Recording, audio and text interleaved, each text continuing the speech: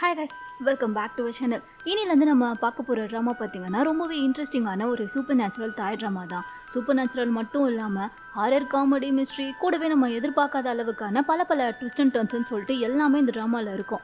Last year எண்டில் தான் பார்த்தா இந்த ட்ராமா ரீசெண்டாக ரிலீஸ் ஆச்சு. ஸோ மிஸ் பண்ணாமல் பாருங்கள், கண்டிப்பாக உங்களுக்கு இந்த ட்ராமா பிடிக்கும். அப்படியே பார்த்துட்டு பிடிச்சிருந்தா லைக் பண்ணவும் மறந்துடாதீங்க. கூடவே நம்ம சேனலை சப்ஸ்கிரைப் பண்ணாதவங்க யாராச்சும் இருந்தீங்கன்னா மறக்காமல் சப்ஸ்கிரைப் பட்டனையும் கிளிக் பண்ணி சப்ஸ்கிரைப் பண்ணி வச்சுக்கோங்க. சரி வாங்க, இப்போ நம்ம லேட் பண்ணாமல் வீடியோக்குள்ளே போயிடலாம். இந்த ட்ராமாவோட ஓப்பனிங்லேயே பார்த்தா ஒரு பையனை காமிக்கிறாங்க. இவனுடைய பேர் வந்துட்டு ஓம். இவனுமே நம்ம ட்ராமாவில் ஒரு ஹீரோ தான். இவன் வந்துட்டு இப்போ யூஎஸில் இருக்கான் போல. ஸோ இப்போ ஜாலியாக என்ஜாய் பண்ணிட்டு டிவி பார்த்துட்டு இருக்கும்போது அந்த டிவியில் பார்த்தா ஏதோ ஒரு சூசைட் பற்றின ஒரு நியூஸ் தான் வந்துட்டு ஓடிட்டுருக்கு. ஒரு பொண்ணு வந்துட்டு வீட்டில் பாத் டப்பில் சூசைட் பண்ணி இறந்து போயிருக்கா. ஆனால் அது சூசைடா இல்லை யாராச்சும் கொலை பண்ணி இப்படி செட்டப் பண்ணி வச்சிருக்காங்களா என்னன்றதை பற்றியெல்லாம் போலீஸ் விசாரிச்சுட்டு இருக்காங்கன்ற மாதிரி அதில் போயிட்டுருக்கா. அந்த இன்சிடென்ட் நடந்தது வேற இவனுடைய ஸ்ட்ரீட்டில் தான் போல. ஸோ அதனால் அந்த நியூஸில் பார்த்தா இந்த தெருவில் இருக்கவங்களாம் வந்துட்டு எதுக்கும் உங்கள் வீட்டுக்குள்ளே கொஞ்சம் சேஃபாகவே இருங்கன்ற மாதிரி அனௌன்ஸ்மெண்ட்லாம் டிவியில் சொல்லிட்டு இருக்கா. இவனும் அதெல்லாம் பார்த்துட்டு இருக்கும் போதே கரெக்டாக பார்த்தா இவனோட வீட்டுக்கு கதவை யாரோ தட்டுறாங்க. ஃபஸ்ட்டு வந்து ஓப்பன் பண்ணி பார்க்குறான். ஆனால் பார்க்கும்போது யாருமே இல்லை. அப்போ தான் ஓடிட்டு இருந்த நியூஸில் பார்த்தா கொலை நடந்தது இவன் தங்கியிருக்கா அதே அப்பார்ட்மெண்ட்லன்ற மாதிரி வேற இப்போ சொல்ல இவனுக்கு ஐயோ இந்த அப்பார்ட்மெண்ட்டான்ற மாதிரி பீதியாக ஆரம்பிக்குது. அதுவும் இல்லாமல் இப்போ பின்னாடி வேற யாரோ நிற்கிற மாதிரி தெரியுதா. இவனும் திரும்பி பார்க்குறான். பார்த்தா ஏதோ ஒரு பொண்ணு தான் பேய் மாதிரி நின்றுட்டு இருக்கா. இவன் பார்த்துட்டு பயங்கரமாக அலறி கத்தி அந்த பொண்ணையை அடிச்சிடறான். ஆனால் அதுக்கப்புறம் தான் தெரியுது அந்த பொண்ணு பேயெல்லாம் கிடையாது. இவனுடைய கேர்ள் ஃப்ரெண்டா என்னன்றது தெரியல. ஸோ இப்போ பார்த்ததுக்கப்புறம் தான் அடி பாவி நீ நான் பயந்தே போயிட்டேன்ற மாதிரி சொல்ல அந்த பொண்ணும் நாங்கள் ஏதோ ஜாலியாக பார்ட்டி பண்ணலான்னு சொல்லிட்டு வந்தோம், அதுக்கு ஏன்டா இப்படி அடிக்கிறேன்ற மாதிரி சொல்ல சரி வா தெரியாமல் அடிச்சிட்டேன்ற மாதிரி இப்போ உள்ள பார்த்தா வந்து பார்ட்டியெல்லாம் என்ஜாய் பண்ணிட்டு இருக்காங்க. கூடவே நிறைய ஃப்ரெண்ட்ஸ்லாமும் இருக்காங்க. அடிச்சடிக்கு அந்த பொண்ணு ஒத்தனெல்லாம் கொடுத்துட்டு ரொம்ப கோவமாக உட்காந்துட்டு இருக்கும்போது இவனும் பக்கத்தில் உட்காந்து அந்த பொண்ணை சமாதானப்படுத்திட்டு இருக்கான். என்ன ரெண்டு பேரும் டேட் பண்ணுறாங்க போல. ஸோ இப்போ நான் என்ன பண்ணால் நீ வந்துட்டு சமாதானமாக ஏதோ ஒரு பயத்தில் தான் அடிச்சிட்டேன்னு சொல்கிறேன்ல, ப்ளீஸ் மன்னிச்சிருன்ற மாதிரி கேட்கும்போது அந்த பொண்ணும் சரி ஓகே நான் உன்னை மன்னிக்கிறேன், ஆனால் அதுக்கு பதிலாக நீ என் கூட வந்துட்டு வெளியே டேட்டுக்கு வரணும், நம்ம எங்கேயாச்சும் கொஞ்ச நாள் போயிட்டு வெளியே ஸ்டே பண்ணிட்டு வரலான்ற மாதிரி சொல்ல இவன் அதை கேட்டதுமே ஃபோனை எடுத்து வச்சுக்கிட்டு ஐயோ எங்கள் தாத்தா செத்து போயிட்டாராம். ஸோ நான் சீக்கிரமாக வந்துட்டு தாய்லாந்து போய் ஆகணும், அதனால தான் என் ஃபேமிலி கிட்ட பேசிகிட்டு இருந்தேன். ஸோ என்னால் வர முடியாதுன்ற மாதிரி சொல்ல இதே காரணத்தை எத்தனை தடவை நீயும் சொல்லுவேன்ற மாதிரி அந்த பொண்ணு ஃபோனை வாங்கி பார்க்கும்போது தான் தெரியுது இவன் வேற ஏதோ ஒரு பொண்ணு கூட அந்த டைமில் டேட் ஃபிக்ஸ் பண்ணி வச்சுருக்கான் போல. அதனால தான் இந்த பொண்ணுக்கிட்ட இப்படி சமாளிச்சிருக்கான். அதை பார்த்ததுமே அந்த பொண்ணு டென்ஷன் ஆகி இவனை திட்டிட்டு இதோட நமக்குள்ள எல்லாம் முடிஞ்சிருச்சு பிரேக்கப்ன்ற மாதிரி சொல்லிட்டு அந்த பொண்ணு அங்கேருந்து போயிட இவனும் அந்த பொண்ணை திட்டிட்டு அப்படியே நின்றுட்டு இருக்கான். அப்போ தான் அங்கே இன்னொரு ஃப்ரெண்டு இருந்திருப்பான். அவன் வந்துட்டு சாரிப்பா உன் தாத்தா செத்துட்டாருன்னு இப்போ தான் தெரியுது மன்னிச்சிருன்ற மாதிரி சொல்லவும் டே அதெல்லாம் நான் சும்மா சொன்னேன்டா, என் தாத்தாலாம் ஸ்ட்ராங்கான மனுஷன், அவர்லாம் சாக வாய்ப்பே கிடையாது, நம்ம ஜாலியாக பார்ட்டியை என்ஜாய் பண்ணுவோன்ற மாதிரி சொல்லிட்டு இவன் பாட்டுக்கு பார்ட்டி பண்ணேன். அப்போ தான் பார்த்தா இவனுக்கு வந்துட்டு யார்கிட்ட இருந்தோ மெசேஜ் வருது. அதில் பார்த்தா உண்மையாகவே தாத்தா செத்துட்டாரு வீட்டுக்கு வந்து சேருடான்ற மாதிரி மெசேஜ் போட்டிருக்காங்க. இவனுக்கு பார்த்ததும் என்ன பண்ணுறதுன்னு தெரியலை. கட் பண்ணி இப்போ அப்படியே இன்னொரு பக்கம் பார்த்தா நம்ம ட்ராமாவோட இன்னொரு ஹீரோவை காமிக்கிறாங்க. இவனுடைய பேர் வந்துட்டு பீச். ஆக்சுவலாக இவன் வந்துட்டு ஒரு ஷெஃப் போல். ஸோ சூப்பராக சமைப்பான். இப்போ கூட அவன் சமைச்சிட்டு இருக்கான். ஆனால் என்ன ஆச்சுன்னு தெரியல, திடீர்னு வந்துட்டு ஏதோ பயத்தில் கத்திட்டு இருக்கான். அதை அங்கே பின்னாடி இருக்க ரெண்டு வேலை பார்க்குற லேடிஸ் பார்த்துட்டு இவனுக்கு என்ன ஆச்சு, நல்லா தானே சமைச்சிட்டு இருக்கான், ஏன் ஆனால் அடிக்கடி இப்படிலாம் பண்ணிட்டு இருக்கான்ற மாதிரி கேட்கும்போது அதுக்கு அங்கே பிங்க் கலரில் ஏப்ரான் போட்டிருக்காங்க இல்லையா, அவங்க என்ன சொல்கிறாங்கன்னா அவன் நல்லா தான் சமைப்பான், ஆனால் அவனுக்கு வந்துட்டு இந்த பேய்னா கொஞ்சம் பயம், அதனால தான் அடிக்கடி இப்படிலாம் பண்ணிட்டு இருக்கான்ற மாதிரி சொல்லும்போது பேய்னா பயம் ஓகே, அது நைட்டுக்கு பயப்படலாம், ஏன்னா இவன் பட்ட பகல்லே பயந்துட்டு இருக்கான்ற மாதிரி கேட்கும்போது அதெல்லாம் அப்படி தான், ஆனால் அவன் சூப்பராக சமைப்பான் தெரியுமா, அதுதான் அவனுடைய ஸ்பெஷல் டேலண்ட்டே, கூடிய சீக்கிரமே ஒரு பெரிய செஃப்பாக வருவான்ற மாதிரிலாம் அவங்க சொல்லிட்டு இருக்காங்க. ஆனால் இந்த பொண்ணுக்கு அவன் முதல்ல சமைக்கிறானா பாருன்ற மாதிரி தான் இருக்குது. அடுத்து பார்த்தா இந்த பீச் வந்துட்டு சமைச்சதை ஏதோ ஒரு கோயிலில் எடுத்துகிட்டு போய் வச்சு ஏதோ இறந்தவங்களுக்கு வந்துட்டு படையெல்லாம் படைப்பாங்களா அந்த மாதிரி பண்ணிட்டு இருக்கான். அப்படி பண்ணும்போது அங்கே பார்த்தா உண்மையாகவே ஏதோ ஒரு பேய் மாதிரி ஒரு கை வந்துட்டு அந்த சாப்பாடு எடுத்து சாப்பிட்ற மாதிரி இவனுக்கு தெரியுது. இவனுக்கு செம்ம பயமாக அள்ளு விடுது. அப்புறம் தான் காமிக்கிறாங்க பார்த்தா உண்மையாகவே அந்த ஃபோட்டோவில் இருக்க பாட்டி பார்த்தா அங்கே பக்கத்தில் உட்காந்து இவன் சமைச்சதை எடுத்து சாப்பிட்டுட்டு இருக்காங்க. இவனுக்கு அது நல்லாவே தெரியுது. ஐயோ கடவுளே எனக்கு ஒரு மாதிரி பார்த்துட்டு பயத்தில் இருக்க. அந்த டைமுக்கு பின்னாடி கட்டாக யாரும் வந்து இவன் மேலே கையை வைக்கவும் இவன் பேய் தான் மறுபடியும் பின்னாடி வந்து நிற்குதோன்னு சொல்லிட்டு திரும்பி இருந்து அந்த பையனை அடிச்சிடுறான். அப்புறம் தான் தெரியுது வந்தது வந்துட்டு பேய் கிடையாது, இவனுடைய ஃப்ரெண்டு. அந்த ஃப்ரெண்டோட பேர் பார்த்தீங்கன்னா பெஸ்ட்டு. ரெண்டு பேரும் இப்போ வெளியே உட்காந்து பேசிகிட்டு இருக்கும்போது என்ன விஷயமா நீ வந்தேன்ற மாதிரி பீச் கேட்க உங்ககிட்ட ஒரு ஹாப்பி நியூஸ் சொல்லிட்டு போகலான்றதுக்காக தான் வந்தேன். ரொம்ப நாளாக வந்துட்டு ஒரு ரெஸ்டாரண்ட்டில் எனக்கு ஷெஃப் வேலை கிடைக்கும்னு சொல்லிட்டு ஆசைப்பட்டுட்டு இருந்தால அந்த ரெஸ்டாரண்ட்டில் இருந்து இப்போ எனக்கு உண்மையாகவே வேலை கிடச்சிடுச்சுடான்ற மாதிரி சொல்ல அதுக்கு எடுத்துமே பீச்சுக்கும் சந்தோஷமாக இருக்குது. உண்மையாக வாடான்ற மாதிரி கேட்டுட்டு இருக்கான். ஆமாம் நல்ல சம்பளத்தில் வேறு வேலை கொடுக்குறாங்க. ஸோ அதனால் வந்துட்டு நான் ஒரு வீடு கூட பார்த்து வச்சிருந்தேனே அந்த வீடியோ வாங்குறதா முடிவு பண்ணிட்டேன்டா. எல்லாமே இப்பதான் லைஃப்ல ரொம்ப நல்லா தான் நடந்துட்டு இருக்குன்ற மாதிரி இவன் ரொம்ப சந்தோஷமா சொல்லிட்டு இருக்க. அதெல்லாம் கேட்கும்போது பீச்சுக்கு வந்துட்டு சந்தோஷமா தான் இருக்கு. ஆனா ஏதோ ஒரு இடத்துல அவனுக்கு வந்துட்டு சோகமும் வருது. அதுக்கு காரணம் என்னன்னு பார்த்தா இவனால வந்துட்டு இப்போ ஒரு ஷெஃபா இருக்க முடியல. அது மட்டும் இல்லாம இவனுக்குமே ஒரு வீடு வாங்கணும்ன்றது ஆசை தான். அதையுமே இப்போ இவனால பண்ண முடியல. ஸோ அதனால தான் சோகமா இருக்கான். மற்றபடி அவன் ஃப்ரெண்டுக்கு எல்லாமே நடக்கிறத பார்த்தா இவனுக்கு ஹாப்பி தான். ஸோ அதனால ஃப்ரெண்டு கிட்ட சூப்பர்டா கங்க்ராட்ஸ்ன்ற மாதிரி அவன் கிட்ட பேசிட்டு இருக்க. அப்பதான் பெஸ்ட் பார்த்தா சரி உன் தங்கச்சி இப்போ என்ன பண்ணிட்டு இருக்கான்ற மாதிரி இவனுடைய தங்கச்சி பத்தி கேட்கறான். அப்பதான் இவனுக்கு ஒரு தங்கச்சி இருக்குன்றதே தெரிய வருது. ஸோ இப்போ அவளை தான் காமிக்கிறாங்க. இவளுடைய பேர் பார்த்தீங்கன்னா பேங். இவன் வந்துட்டு இந்த யூடியூப் இன்ஸ்டாகிராம்லலாம் லைவ் வீடியோ போடுவாங்கல்ல இன்ஃப்ளூயன்சர்ஸ்லாம், அந்த மாதிரி தான் ஏதோ ஒன்று பண்ணிட்டு இருக்கா போல. ஸோ இப்போ கூட ஏதோ ஒரு ட்ரெஸ் எல்லாம் ரிவ்யூ பண்ணிட்டு இருக்க. அந்த டைமுக்கு பீச்சுமே பார்த்தா கரெக்டாக வீட்டுக்கு வரான். அவன் பாட்டுக்கு வந்துட்டு போயிட்டு பெட்ல உட்காந்து ஃபோனை நோண்ட ஆரம்பிச்சிட. இவளும் லைவ் வீடியோ பண்ணிட்டு இருக்கால. அதில் பார்த்தா இந்த ட்ரெஸ் வந்துட்டு லைட்டிங்ல எங்களுக்கு சரியாவே தெரியல. ஸோ கொஞ்சம் வெளிச்சமா இருக்க இடத்துல எங்கேயாச்சும் காமிங்க அப்படின்ற மாதிரி எங்கள் வியூவர்ஸ்லாம் கேட்டுட்டு இருக்க. சரின்னு சொல்லிட்டு இவ்வளோ என்ன பண்ணுறான்னா ஜன்னலை வந்து ஓப்பன் பண்ணி அந்த வெளிச்சத்தில் ட்ரெஸ்ஸை காமிக்கலான்ற மாதிரி ஓப்பன் பண்ணி விட இதை பார்த்ததுமே அந்த பீச் பார்த்தா பயப்பட ஆரம்பிச்சிட்டான். ஏன் இப்படி பண்ணுறேன்ற மாதிரி. அப்புறம் தான் தெரியுது என்னன்னு பார்த்தா அங்கே பின்னாடி வந்துட்டு ஏதோ ஒரு பேய் உருவம் இவன் கண்ணுக்கு தெரியுது. ஸோ இவனுக்கு பார்த்தா இந்த மாதிரி இறந்து போன பேய் உருவம்லாம் கண்ணுக்கு தெரியும் போல. அதை பார்த்துட்டு இவன் பயங்கரமாக கத்த ஆரம்பிச்சிடுறான். அதை பார்த்ததும் பேங்கும் என்ன பண்ணுறதுன்னு தெரியாமல் லைவ் வீடியோவெலாம் ஆஃப் பண்ணிட்டு டிடி உனக்கு ஒன்றும் ஆகலைல்ல, 3 வருஷமா நீ இப்படி தாண்டா பண்ணிட்டு இருக்க. நானும் இது ரொம்ப வருஷமா இருக்கிறதுனால நீ இந்த மாதிரி பேயை பார்க்கறதுக்கெல்லாம் பழகிக்கிட்டேன்னு நினச்சேன். ஆனால் இன்னும் நீ இப்படி பயத்தில் தான் இருக்கியான்ற மாதிரி கேட்கும்போது நான் என்ன பண்ணுறது, இப்படியெல்லாம் ஒரு உருவத்தை பார்க்கும்போது யாருக்கு தான் பயம் வராமல் இருக்கும். அதுவும் அது என் கணக்கு மட்டும்தான் தெரியுதுன்னு நினச்சா கண்டிப்பாக எனக்கு பயம் வரும்ல. அது என்னை விட்டு போகவே மாட்டேங்குதுன்ற மாதிரி இவனும் சொல்கிறான். தங்கச்சியுமே புரிஞ்சுக்கிறான். அப்போ இவனும் அவனுடைய ஃப்ரெண்டு பெஸ்ட்டை பார்த்துட்டு வந்தால. ஸோ அந்த விஷயத்தை பற்றிலாம் தங்கச்சிக்கிட்ட சொல்கிறான். என் ஃப்ரெண்டு தெரியும்ல உனக்கு, நான் கூட சொல்லியிருக்கேனே அவனுக்கு அந்த ஹோட்டலில் வேலையும் கிடச்சிருச்சு. அதே மாதிரி அவனும் வந்துட்டு ஒரு வீடு புதுசாக வாங்கிட்டான்ற மாதிரிலாம் சொல்ல. அப்போதான் தங்கச்சி பார்த்தா அங்கே இருக்க ஒரு போர்டை பார்க்குறா. அதில் இவங்க 2 பேரோட ஃபோட்டோஸ்லாம் ஒட்டிட்டு கூடவே உங்களுக்கு என்னெல்லாம் ட்ரீம் இருக்குது, என்னெல்லாம் வாங்கணும்னு ஆசைப்படுறாங்களோ அதெல்லாம் ஒட்டி வச்சிருக்காங்க போல. ஸோ அதில் இவங்க 2 பேரோட மெயினான விஷயம் பார்த்தா ஒரு வீடு சொந்தமாக வாங்குறது தான். அதை பார்க்கும்போது இவளுக்கு கஷ்டமாக இருக்குது. ஸோ இருந்தாலும் இவன் கஷ்டப்படக்கூடாதுன்றதுக்காக இங்கே உட்காந்து அதையும் யோசிச்சுட்டு இருந்தால் ஒன்றுமே பண்ண முடியாது. கொஞ்ச நேரம் வெளியே போயிட்டு ஃப்ரெஷ்ஷாக நடந்துட்டு வரலான்ற மாதிரி சொல்லிட்டு வெளியே கூட்டிகிட்டு போகலான்ற மாதிரி பார்க்க கரெக்டாக அப்போ பார்த்தா ஒரு லேடி வந்துட்டு எப்போ தான் நீங்கள் வாடகை கொடுக்க போகிறீங்கன்ற மாதிரி கேட்டுட்டு இருக்காங்க. இவங்களுக்கு என்ன பண்ணுறதுனே தெரியல. ஏன்னா அவங்க தான் ஹவுஸ் ஓனர். ரொம்ப நாளாக வர வாடகை கொடுக்கல போல. நாங்கள் சீக்கிரமாகவே கொடுத்துட்றோம், கொஞ்ச நாளைக்கு மட்டும் டைம் கொடுங்கன்ற மாதிரி கேட்கும்போது இதையே எத்தனை மாசமாக சொல்லுவீங்க, நானும் போனால் போதுன்னு விட்டு போயிட்டு கிட்டத்தட்ட 3-4 மாதம் ஆயிடுச்சு, சீக்கிரமாக வாடகை கொடுக்குற வழியை பாருங்கன்ற மாதிரி அவங்க வேற திட்டிட்டு போக கடைசி வரும் நமக்குலாம் நல்ல காலமே வராதான்ற மாதிரி இவங்க 2 பேரும் பார்த்துட்டு இருக்காங்க. அப்போதான் பீச்சோட ஃபோனில் வந்துட்டு இந்த மாதிரி ஒரு பிரபலமான தொழிலதிபர் வந்துட்டு இறந்து போயிட்டாருன்ற மாதிரி நியூஸ் ஓடிட்டு இருக்கு. அந்த தொழிலதிபர் பார்த்தா வேறு யாரும் கிடையாது. ஃபர்ஸ்ட் இவரை பார்த்தோம்ல நம்ம ஹோம்னு சொல்லிட்டு அவனுடைய தாத்தா தான் அது.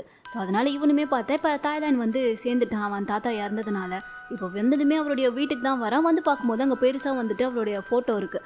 அந்த டைமில் ஏதோ ஒரு குட்டி பையன் வந்துட்டு இவன் மேலே வாட்டர் கன்னை வச்சு வாட்டர்லாம் அடிச்சிட்டு இருக்கா. பக்கத்துலேயே பார்த்தா அவனுடைய தாத்தாவும் வந்துட்டு இவன் மேலே வாட்டர் கன் அடிக்கிற மாதிரி இவனுக்கு தெரியுது. அப்போ தான் புரியுது ஆக்சுவலாக சின்ன வயசுலேருந்து அவன் தாத்தா கூட தான் வளர்ந்துருப்பான் போல. ஸோ அவங்க 2 பேரும் இந்த வீட்டில் விளையாடுனதை தான் பார்த்தா இப்போ அவன் நினச்சி பார்த்துட்டு இருக்கான். அதனால அந்த சின்ன பையன் வேறு யாரும் கிடையாது, இவன் தான். அதெல்லாம் பார்த்துட்டு அவன் ஃபீல் பண்ணிட்டு இருக்கும் போதே அங்கே ஒருத்தர் வராரு. இவர் வந்துட்டு லாயர் போல, அதாவது இவனுடைய தாத்தா கூட லாயராக இருந்தவர். ஸோ இப்போ இவனை பார்த்துட்டு பரவாயில்லையே ஒரு வழியாக வந்துட்ட போலன்ற மாதிரி சொல்லும்போது அங்கே இன்னொரு பொண்ணும் வரா. ஸோ அந்த பொண்ணை பார்த்ததுமே இந்த அழகான பொண்ணு யார் எனக்கு தெரியலையன்ற மாதிரி கேட்கும்போது இவன் வந்துட்டு இதுக்கப்புறம் உங்களுக்கு லாயராக இருப்பா, ஏன்னா உங்கள் தாத்தாவோட சொத்து பத்து விஷயங்கள்லாம் வந்துட்டு இவ தான் டீல் பண்ண போறா. ஸோ நீங்கள் அதை பற்றின எந்த விஷயமா இருந்தாலும் இவகிட்ட கேட்கலாம், கிட்டத்தட்ட உங்களுக்கு அசிஸ்டன்ட் மாதிரி கூட ஒர்க் பண்ணுவான்ற மாதிரிலாம் சொல்ல இவன் பார்த்தா இதுதான் சாக்குன்னு சொல்லிட்டு நைஸாக அந்த பொண்ணு கிட்ட ஃப்ளர்ட் பண்ண ஆரம்பிச்சிடுறான். ஆனால் அந்த பொண்ணு இவனை பற்றின எல்லா டீட்டெயில்ஸும் அப் டு டேட்டில் கலெக்ட் பண்ணி வச்சிருக்கா. அதில் கடைசியாக பார்த்தா அந்த யூஎஸ்ல ஒரு பொண்ணு இவன் கூட பிரேக்கப் பண்ணிட்டு போயிருப்பாள். அந்த பொண்ணு இவனை திட்டி ஏதோ ஒரு இன்ஸ்டாகிராமில் போஸ்ட்லாம் போட்டிருப்பா போல. அதை கூட இவ கரெக்டாக கலெக்ட் பண்ணி வச்சுட்டு இப்போ இவங்கிட்ட காட்டிட்டு இருக்க. அது எப்படி என்ன கேட்காம இந்த இன்ஃபர்மேஷன்லாம் நீயா தெரிஞ்சுக்கிட்டேன்ற மாதிரி இவன் பார்க்குறான். அப்போ தான் இவன் சொல்கிறா, நான் லாயரில் ஒருத்தவங்கள மீட் பண்ணுறதுக்கு முன்னாடியே அவங்கள பற்றின எல்லா இன்ஃபர்மேஷனும் தெரிஞ்சுக்கிறது தான் எனக்கு கொஞ்சம் நல்லா இருக்குன்ற மாதிரிலாம் சொல்ல. அப்போ தான் இவனுக்கும் புரியுது இந்த பொண்ணுக்கிட்ட கொஞ்சம் நம்ம சேஃபாக பார்த்து தான் நடந்துக்கணும் போலன்ற மாதிரி. சரின்னு சொல்லிட்டு இவன் அடுத்து அந்த லாயர்கிட்ட பார்த்தா என்னுடைய அங்கிள் எங்க அவரும் வரதா சொல்லியிருந்தாரு காணுன்ற மாதிரி கேட்கும்போது அதோ பின்னாடி பாருன்ற மாதிரி சொல்லும்போது கட்டா ஒருத்தர் வர்றாரு. ஆனால் அவர் பார்த்தா ஏதோ பேய் மாதிரி மூஞ்சில் பார்த்தா வெள்ளை கலர் பெட்ஷீட்லாம் போட்டு கண்ணாடியெல்லாம் போட்டுட்டு வந்து நிற்க. இவனும் அதை பார்த்தோன்னே அங்கிள் இன்னும் கூட இந்த விளையாட்டுத்தனை உங்களை விட்டு போலையான்ற மாதிரி சொல்லிட்டு அவருடைய முகத்து முடியெல்லாம் காட்டிட்டு பார்க்கும்போது தான் தெரிஞ்சது அவனுடைய அங்கிளே கிடையாதுன்னு சொல்லிட்டு பார்த்தா அங்கிள் பின்னாடி வந்து நின்று இவனை பயம்புத்திட்டு இருக்காரு. இன்னும் சின்ன பிள்ளைத்தனமாவே இருக்கீங்களேன்ற மாதிரி இவங்க 2 பேரும் காமெடியா விளையாடிட்டு இருக்கா. இதையெல்லாம் பார்த்துட்டு அந்த லாயர் பொண்ணு, அவளோட பேர் பார்த்தீங்கன்னா ஜேனு, அவ வந்து பக்கத்துல இருக்கவர்கிட்ட என்ன இவங்க 2 பேரும் இப்படி இருக்கானுங்க, ஏதோ பணக்கார வீட்டு பசங்க மாதிரியே தெரியலையன்ற மாதிரி சொல்லவும், அதெல்லாம் அப்படிதாம்மா இவங்க ஃபேமிலியில இவனுங்க 2 பேர் மட்டும் தான் கொஞ்சம் வித்தியாசமா இருப்பானுங்கன்ற மாதிரி சொல்லி முடிக்கல. அதுக்குள்ள பார்த்தா அங்க ஒரு லேடி ஒருத்தவங்க கத்திக்கிட்டே வராங்க, உள்ள வரும்போதே பேய் மாதிரி. அதை பார்த்ததும் இவ்வளவு நேரம் இவனுங்க 2 பேரும் தான் பைத்தியம்ன்ற மாதிரி சொன்னவர் தெரியாம சொல்லிட்டேன். இந்த 3வது ஒரு பைத்தியம் வந்து ஆட் ஆயிடுச்சு பாருன்ற மாதிரி சொல்லிட்டு இவங்க 2 பேரும் நின்றுட்டு இருக்க. இந்த லேடி யாருன்னு சொல்லி பார்த்தா நம்ம ஹோமோட தாத்தா இருக்கார்ல, அவருடைய பொண்ணு தான் போல. ஸோ அப்பா இறந்துட்டதுனால எல்லாருமே வந்திருக்காங்க. அதுவும் எதுக்காக, மெயினாக அவருடைய சொத்துல இப்போ யார் யாருக்கு என்னென்ன ஷேர் இருக்குன்னு சொல்லி கேட்டு தெரிஞ்சுக்கிட்டு போகிறதுக்காக தான் போல. ஸோ அடுத்து இப்போ அதுக்கான மீட்டிங் தான் நடந்துட்டு இருக்கு. அதில் வந்து ஜெயன் தான் எல்லாத்தையுமே எக்ஸ்பிளைன் பண்ணிட்டு இருக்கா. அப்போ முதல்ல இவங்க ஃபேமிலியில் யார் யார் எந்தெந்த வகையில் அந்த தாத்தாக்கு ரிலேஷன்ன்ற மாதிரி தான் சொல்கிறா. அதில் பார்த்தா அந்த தாத்தாக்கு வந்துட்டு 2 ஒய்ஃப் இருக்காங்க. அதில் ஃபர்ஸ்ட் ஒய்ஃபுக்கு வந்துட்டு இவரை கல்யாணம் பண்ணுறதுக்கு முன்னாடி ஆல்ரெடி கல்யாணமாகி ஒரு குழந்தை இருக்குது. அந்த பொண்ணு தான் பார்த்தா உள்ளே வரும்போதே ஒரு லேடி கத்திக்கிட்டே வந்திருப்பாங்களே, அந்த ரெட் கலர் ட்ரெஸ்ஸு அவங்க. ஸோ இந்த லேடி பார்த்தா நம்ம ஹோமோட தாத்தாக்கு டைரக்டான ரிலேஷன் கிடையாது, ஜஸ்ட் ஒரு ஸ்டெப் டாட்டர் தான். இருந்தாலுமே ஹோமோட தாத்தா பார்த்தா இந்த லேடியை வந்துட்டு தன்னோட பொண்ணு மாதிரி தான் பாசமாக பார்த்துட்டு இருந்திருப்பாரு. பட் அந்த லேடியோட அம்மா இறந்ததுக்கு அப்புறமா அந்த தாத்தா வந்துட்டு 2வது கல்யாணம் பண்ணியிருப்பாரு. அந்த 2வது ஒய்ஃபுக்கு பிறந்தவங்க வந்துட்டு 2 பசங்க.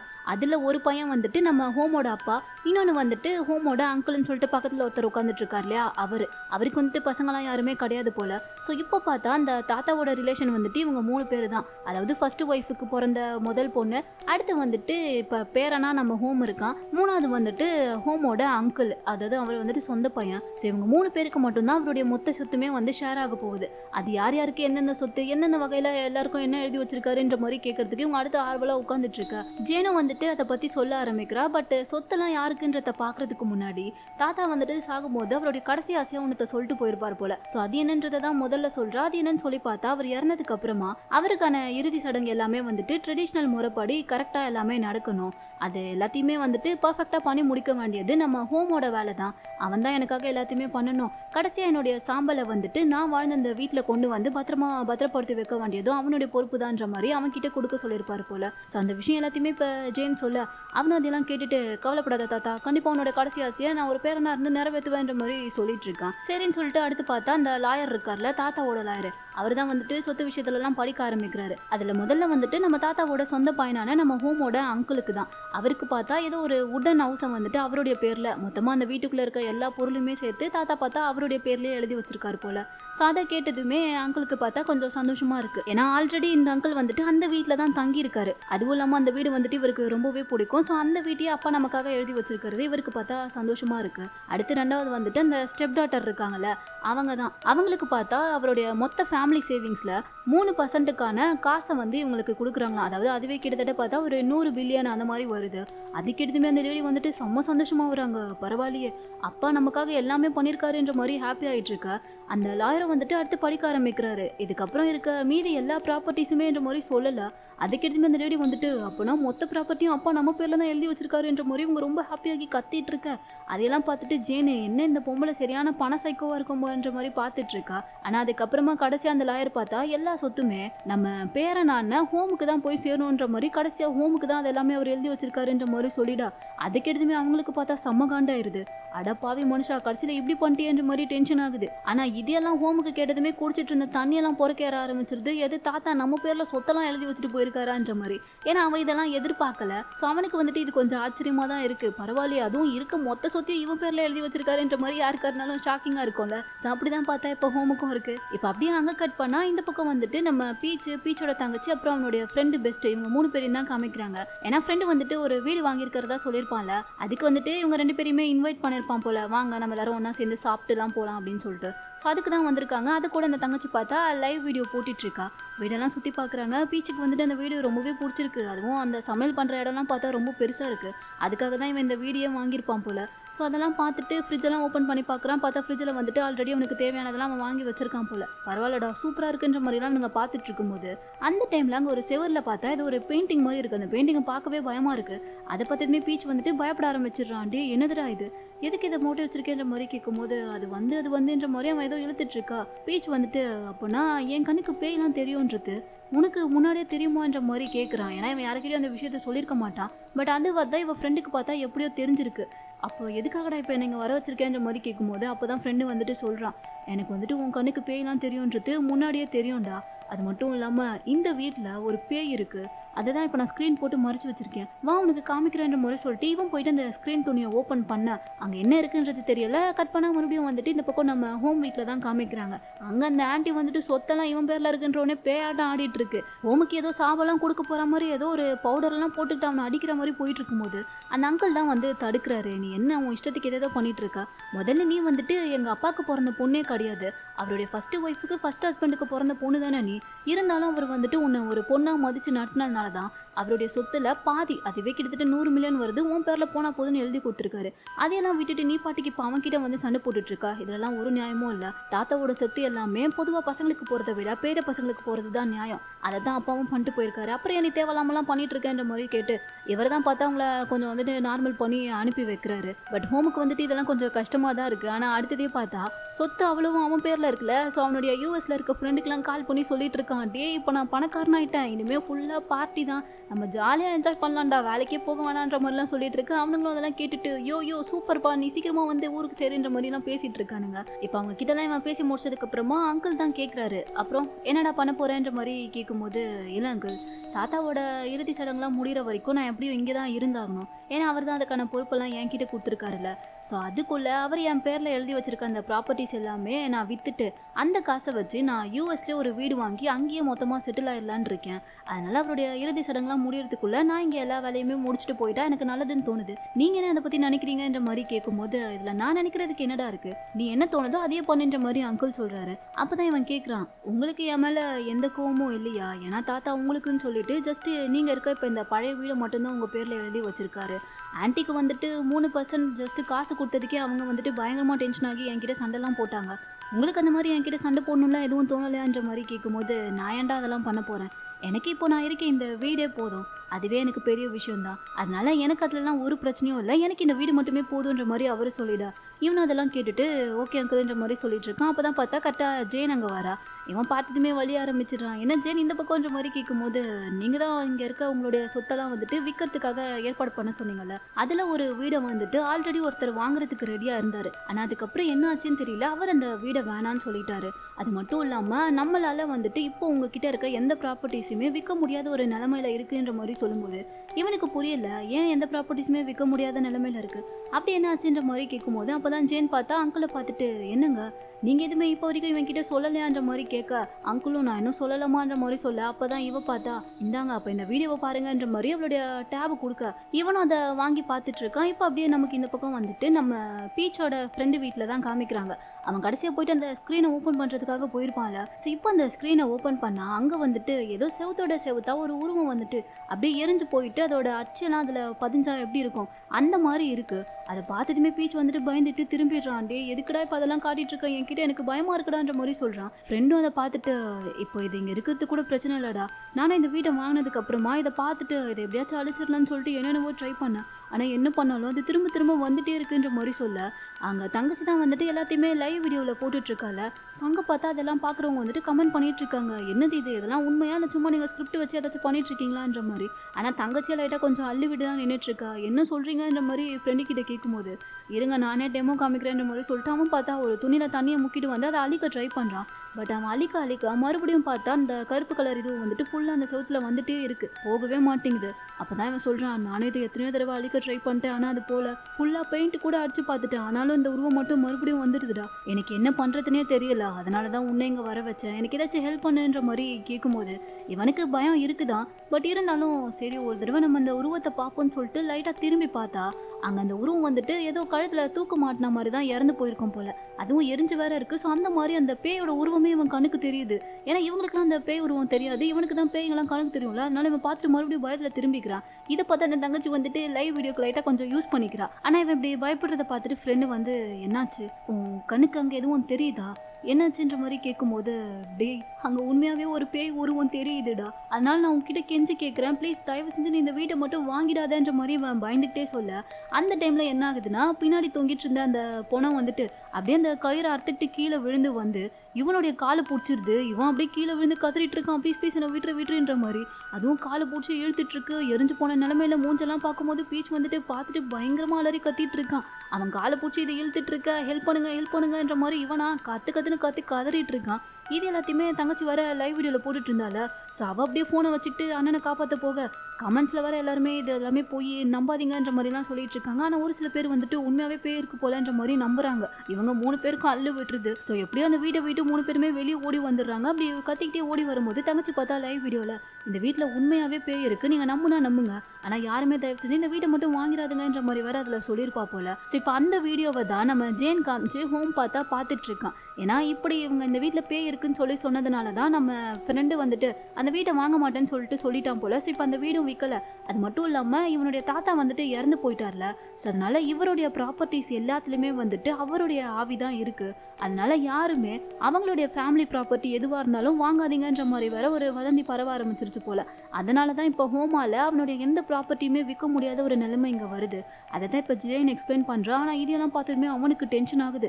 ஏதோ 3 லூசு பசங்க அவங்க போயிட்டு அவங்களுடைய யூடியூப்காக இப்படி ஒரு வீடியோ எடுத்து போட்டிருக்காங்க. அதையும் நம்பிக்கிட்டு இவனுங்க ஏன் ப்ராப்பர்ட்டியும் வாங்க மாட்டேன்னு வர சொல்லுவாங்களா? முதல்ல இந்த 3 பேர் யாருன்றது கண்டுபிடிங்க, நானே போயிட்டு அவங்கள பார்த்து பேசிக்கிறேன்ற மாதிரி சொல்லிட்டு இவன் கொலவெளியில் பேசிட்டு இருக்கான். அதே சமயம் இங்கே நம்ம பீச் வீட்டில் தான் காமிக்கிறாங்க. அவன் நேற்று பேயை பார்த்த பயத்தில் இன்னும் முக்காடு போட்டுட்டு உட்காந்துட்டு இருக்கான். பக்கத்துல இருந்து தங்கச்சி தான் சமாதானப்படுத்திட்டு இருக்கா. ஏன்டா நீ இப்படியெல்லாம் பயந்துட்டு இருக்க, அதெல்லாம் ஒன்றும் ஆகாது, இப்போ நீ சேஃபாக தான் இருக்க, பயப்படாத, நான் கூட தான் இருக்கேன்ற மாதிரி பேசிட்டு இருக்கும்போது மறுபடியும் வந்துட்டு வேகமாக இவங்க வீட்டு கதவை யாரோ தட்டிகிட்டே இருக்காங்க. ஐயோ, இந்த 2 லேடிக்கு வேற வேலையே இல்லையா, எப்போ பாரு ஏன் இப்படி வந்து சாவடிக்கிறாங்கன்ற மாதிரி பார்த்துட்டு இருக்கும்போது கதவை யாரோ உடச்சிக்கிட்டு உள்ளே வராங்க. இவங்க பார்த்து பயந்து அலறி கத்திட்டு இருக்க. பீச்சுக்கெலாம் எங்கே அந்த பேய் தான் துரத்திக்கிட்டு வீடு வரைக்கும் வந்துடுச்சோன்ற மாதிரி தோணுது. ஆனால் அப்புறமா தான் தெரியுது வந்திருக்கிறது வந்து பேயெல்லாம் கிடையாது, நம்ம ஹோம் தான். ஏன்னா இவங்க போட்ட அந்த லைவ் வீடியோனால தானே இவனால் இப்போ எந்த ப்ராப்பர்ட்டியுமே விற்க முடியாமல் போயிடுச்சு. ஸோ அதை பற்றி பேசுறதுக்காக தான் நேரடியாக இவங்களை தேடிக்கிட்டு இவனே வந்துட்டான் போல. ஸோ இதோட இந்த ட்ராமாவோட ஃபர்ஸ்ட் பார்ட் பார்த்தா இங்கே முடியுது. இதுக்கப்புறம் அடுத்து இன்னும் என்னெல்லாம் நடக்க போகுதுன்றதை நம்ம நெக்ஸ்ட் பார்ட்டில் பார்த்துடலாம். இந்த வீடியோ உங்களுக்கு பிடிச்சிருந்தா லைக் பண்ணுங்கள், மறக்காமல் நம்ம சேனலுக்கு சப்ஸ்கிரைப் பண்ணுங்கள்.